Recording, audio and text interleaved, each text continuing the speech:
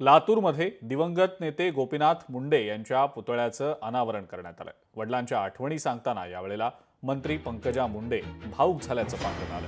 फेकलेले तुकडे घ्यायचे नाहीत ही वडिलांची शिकवण होती। जो स्वाभिमानी असतो तोच संघर्ष करतो। गोपीनाथ मुंडे यांनी कधीच आपल्या पक्षाशी प्रतारणा केली नाही असं पंकजा मुंडे म्हणाल्या।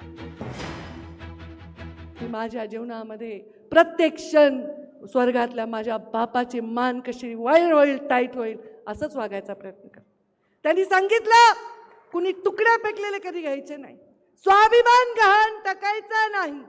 या महाराष्ट्रातल्या दीन दलित पीडित लोकांना स्वाभिमान देण्यासाठी मुंडे साहेबांनी आपलं आयुष्य वेचलं। त्यांच्या जीवनात काय होतं, संघर्ष तोच करू शकतो ज्याचा पाठीचा कणा ताट आहे आणि ज्याच्यामध्ये स्वाभिमान आहे। आणि हा स्वाभिमान मुंडे साहेबांनी आमच्या रगारगात भरला।